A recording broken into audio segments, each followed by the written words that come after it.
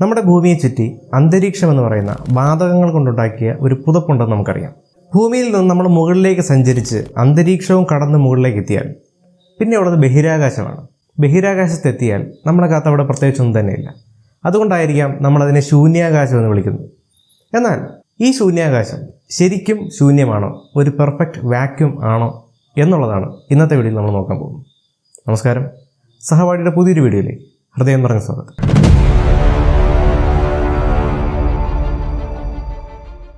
പൂർണ്ണമായ ഒരു ശൂന്യത നമുക്ക് ഉണ്ടാക്കാൻ പറ്റുമോ എന്ന് നമ്മൾ വളരെ പണ്ട് തന്നെ അന്വേഷിക്കുന്ന ഒരു കാര്യമാണ്. ആദ്യത്തെ വാക്യൂം പമ്പ് കണ്ടുപിടിക്കുന്നത് 1650കളിൽ ഓട്ടോ വാൻ ഗ്യൂറിക്കി എന്ന് പറയുന്നൊരു വ്യക്തിയാണ്. പിന്നീട് സാങ്കേതികവിദ്യ പുരോഗമിക്കുമ്പോൾ നമ്മൾ കൂടുതൽ കാര്യക്ഷമമായിട്ടുള്ള വാക്യൂം പമ്പുകൾ കണ്ടുപിടിച്ചു. എന്നാൽ അതിനൊന്നും ബഹിരാകാശത്തിൻ്റെ അത്ര അധികം വാക്യൂം ക്രിയേറ്റ് ചെയ്യാനായിട്ട് സാധിക്കുന്നില്ല എന്നുള്ളതാണ് സത്യം. ഭൂമിയുടെ ഈ വായുമണ്ഡലം എന്ന് പറയുന്നൊരു സ്ഥലം ഏകദേശം 10,000 കിലോമീറ്റർ വരെയാണ് തങ്ങി നിൽക്കുന്നത്. ഈ 10,000 കിലോമീറ്റർ എത്തുമ്പോൾ പെട്ടെന്ന് സ്വിച്ച് ഇട്ട പോലെ എയർ എല്ലാം ഇല്ലാതാകുകയല്ല, ഒരു ഗ്രേഡിയൻ്റ് പോലെ അല്ലെങ്കിൽ ക്രമമായി കുറഞ്ഞു വരുന്ന സാന്ദ്രതയുള്ള വായുവാണ് നമുക്ക് അവിടെ കാണാൻ സാധിക്കും. എന്നാൽ അതിനുശേഷം നമുക്ക് അനുഭവിക്കാനുള്ളത് ഒരു പൂർണ്ണമായ ശൂന്യതയാണോ എന്നുള്ളതൊരു ചോദ്യമാണ്. എന്നാൽ അതിനുശേഷവും നമുക്ക് ഒരു പൂർണ്ണമായ ശൂന്യത അനുഭവിക്കാൻ കഴിയില്ല എന്നുള്ളതാണ് സത്യം. കാരണം സൂര്യൻ എന്ന് പറയുന്ന നക്ഷത്രത്തെ ചുറ്റിയിട്ടാണ് നമ്മുടെ ഭൂമി കറങ്ങിക്കൊണ്ടിരിക്കുന്നത്. സൂര്യൻ എന്ന നക്ഷത്രത്തിൽ ഒരുപാട് റിയാക്ഷൻസ് നടന്നുകൊണ്ടിരിക്കുകയാണ്, ന്യൂക്ലിയർ റിയാക്ഷൻസ് നടന്നുകൊണ്ടിരിക്കുകയാണ്. അതിൻ്റെ ഫലമായിട്ട് ഒരുപാട് ചാർജുള്ള കണികകൾ പുറത്തേക്ക് വമിച്ചുകൊണ്ടിരിക്കുന്നു. ഇത് നമ്മൾ സോളാർ വിൻഡ് എന്നൊക്കെ നമ്മൾ പറയാറുണ്ട്, സോളാർ ഫ്ലെയറുകൾ എന്ന് പറയാറുണ്ട്. ചാർജുള്ള കണികകളും സൂര്യൻ്റെ ഉപരിതലത്തിലുള്ള ഹൈഡ്രജൻ മോളിക്യൂൾസും എല്ലാം നമ്മുടെ ഭൂമിയെ ലക്ഷ്യമാക്കി അല്ലെങ്കിൽ സൗരയൂഥത്തിലാകെ വ്യാപിച്ചുകൊണ്ടിരിക്കുകയാണ്. അപ്പോൾ ഭൂമിക്കും സൂര്യനും ഇടയ്ക്കുള്ള സ്ഥലത്ത് മാത്രമല്ല, സൗരയൂഥമൊട്ടാകെ അല്ലെങ്കിൽ സൗരയൂഥത്തിനപ്പുറത്തേക്കൊക്കെ ഈ ഒരു തന്മാത്രകൾ അല്ലെങ്കിൽ ഈ ഒരു ചാർജുള്ള കണികകളുടെ പ്രവാഹം ഉണ്ടാകുന്നുണ്ട്. അപ്പോൾ അവിടെയും നമുക്കൊരു പൂർണ്ണമായ ശൂന്യത അനുഭവപ്പെടുമെന്ന് പറയാൻ പറ്റില്ല. സൗരയൂഥം കഴിഞ്ഞ് നമ്മൾ കുറച്ചുകൂടി ദൂരേക്ക് സഞ്ചരിക്കുകയാണ്. നമ്മൾ ഗാലക്സിയുടെ ഏതെങ്കിലും ഒഴിഞ്ഞ സ്ഥലത്തേക്ക് എത്തിച്ചേരും. അവിടെ നമുക്ക് ഒരു ഒറ്റപ്പെട്ട അവസ്ഥയാണോ ഉണ്ടാകുക, അല്ലെങ്കിൽ ഒരു ശൂന്യതയാണോ നമുക്ക് ഫീൽ ചെയ്യുക? ശരിക്കും അല്ല എന്ന് പറയേണ്ടി വരും. കാരണം ഡാർക്ക് മാറ്റർ എന്ന് പറയുന്നൊരു കാര്യം ഇവിടെ വരുന്നുണ്ട്. അതായത് പ്രപഞ്ചത്തിൽ നമുക്ക് കാണാൻ കഴിയുന്ന വസ്തുക്കളെ നമ്മൾ വിസിബിൾ മാറ്റർ എന്നും, കാണാൻ കഴിയാത്ത എന്നാൽ ഗുരുത്വാകർഷണം എന്ന് പറയുന്ന ഒരു പ്രതിഭാസം കൊണ്ട് മാത്രം നമ്മളുമായിട്ട് കമ്മ്യൂണിക്കേറ്റ് ചെയ്യുന്ന പ്രപഞ്ചത്തിൻ്റെ ഒരു കണ്ടന്റിനെയാണ് നമ്മൾ ഡാർക്ക് മാറ്റർ എന്ന് പറയുന്നത്. അപ്പോൾ ഗാലക്സികളിലെ ഈ ഒഴിഞ്ഞ സ്ഥലങ്ങളിൽ നമുക്ക് ചിലപ്പോൾ ഡാർക്ക് മാറ്റർ ആയിരിക്കും നമ്മൾ എൻകൗണ്ടർ ചെയ്യുക. അപ്പോൾ അവിടെ നമുക്കൊരു പെർഫെക്റ്റ് വാക്യൂം നമുക്ക് കാണാൻ സാധിക്കില്ല. നമ്മൾ കുറച്ചുകൂടി അകലേക്ക് പോകുന്നു. ഗാലക്സികൾ കൂടിച്ചേർന്ന് ലോക്കൽ ഗ്രൂപ്പുകളും സൂപ്പർ ക്ലസ്റ്ററുകളൊക്കെ ഉണ്ടാകുന്നുണ്ട്. അവിടെയൊക്കെ പോയി കഴിഞ്ഞാൽ നമുക്ക് ഇത്തരത്തിലൊരു ഏകാന്തത അനുഭവിക്കാൻ പറ്റും? തീർച്ചയായിട്ടും ഇല്ല. കാരണം അവിടെയും ഈ പറഞ്ഞ ഡാർക്ക് മാറ്ററിൻ്റെ സ്വാധീനമുണ്ട്. കാരണം മാറ്റർ എവിടെയൊക്കെ നിലനിൽക്കുന്നുണ്ടോ അവിടെയെല്ലാം ഡാർക്ക് മാറ്ററിൻ്റെ സ്വാധീനമുണ്ടെന്ന് പറയാം. എന്നാൽ പ്രപഞ്ചത്തിൻ്റെ ചിലയിടങ്ങളിൽ ഡാർക്ക് മാറ്റർ പോലും ഇല്ലാത്ത ചില സ്ഥലങ്ങളുണ്ട്. അവയെ നമ്മൾ കോസ്മിക് വോയിഡുകൾ എന്ന് വിളിക്കാറുണ്ട്. ശരിക്കും ഈ സൂപ്പർ ക്ലസ്റ്ററുകൾ ചേർന്നുണ്ടാകുന്ന ഫിലമെൻറ്റ് ലൈക്ക് സ്ട്രക്ചേഴ്സ് ഉണ്ട്. അതായത് പലതരം സൂപ്പർ ക്ലസ്റ്ററുകൾ പരസ്പരം കണക്ട് ചെയ്ത് ഉണ്ടായി വന്നിരിക്കുന്ന നൂല് പോലെ കാണപ്പെടുന്ന വളരെ വലിയ സ്ട്രക്ചറുകളാണ്.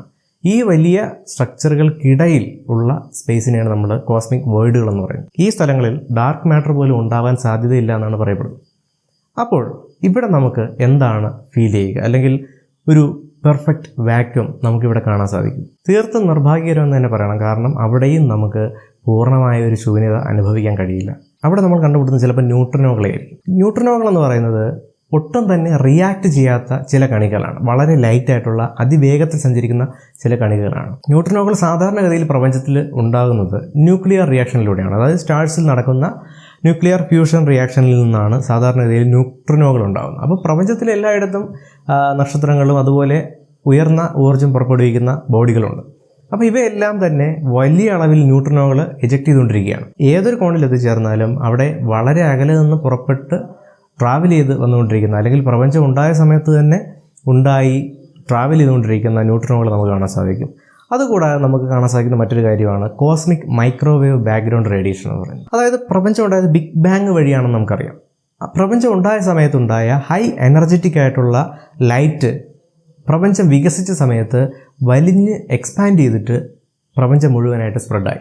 ഇതിനെയാണ് നമ്മൾ കോസ്മിക് മൈക്രോവേവ് ബാക്ക്ഗ്രൗണ്ട് റേഡിയേഷൻ എന്ന് പറയുന്നത്. അപ്പോൾ ഈ കോസ്മിക് മൈക്രോവേവ് ബാക്ക്ഗ്രൗണ്ട് റേഡിയേഷൻ നമുക്ക് യൂണിവേഴ്സിൻ്റെ എല്ലാ ഭാഗത്തും കാണാൻ പറ്റും. അപ്പോൾ എവിടെയെങ്കിലും നമ്മളൊരു പെർഫെക്റ്റ് വാക്യൂം കണ്ടെത്തി അവിടെ ചെന്നിരുന്നാലും ഈ പറഞ്ഞ രണ്ട് വസ്തുക്കൾ എന്തായാലും അവിടെ ഉണ്ടാവും. ഇവയെല്ലാം തടഞ്ഞു നിർത്തിക്കൊണ്ട് നമ്മളൊരു കണ്ടെയ്നർ ക്രിയേറ്റ് ചെയ്യുന്നു, അല്ലെങ്കിൽ ഒരു ബോക്സ് ക്രിയേറ്റ് ചെയ്യുന്നു. അതിനകത്ത് നമുക്കൊരു പെർഫെക്റ്റ് വാക്യൂം ഉണ്ടാക്കാൻ സാധിക്കുമോ? കോസ്മിക് വേൾഡിൽ ചെന്നിട്ട് നമ്മളിങ്ങനെ ഒരു വാക്യൂം ഉണ്ടാക്കാൻ ശ്രമിക്കുകയാണെന്ന് വിചാരിക്കുക.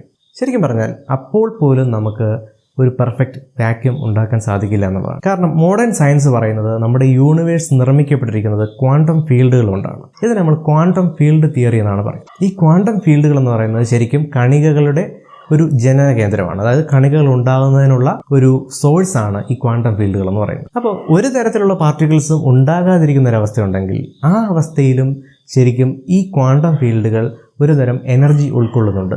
ഇത് നമ്മൾ 0 പോയിൻ്റ് എനർജി അല്ലെങ്കിൽ വാക്യൂം എനർജി എന്ന് പറയപ്പെടുന്നു. ഈ വാക്യൂം എനർജിയിൽ നിന്നാണ് ശരിക്കും വിർച്വൽ പാർട്ടിക്കിൾസ് വരെ ഉണ്ടാകുന്നത്.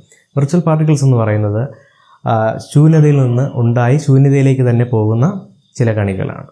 അപ്പോൾ നമ്മളെന്താണ് മനസ്സിലാക്കേണ്ടത്? പെർഫെക്റ്റ് ആയിട്ടുള്ള ശൂന്യത നമുക്കൊരിക്കലും ഉണ്ടാക്കാൻ സാധിക്കില്ല. വീണ്ടും രസകരമായ ഒരു വിഷയമായിട്ട് അടുത്തൊരു വീഡിയോയിൽ കാണാം. Thanks for watching.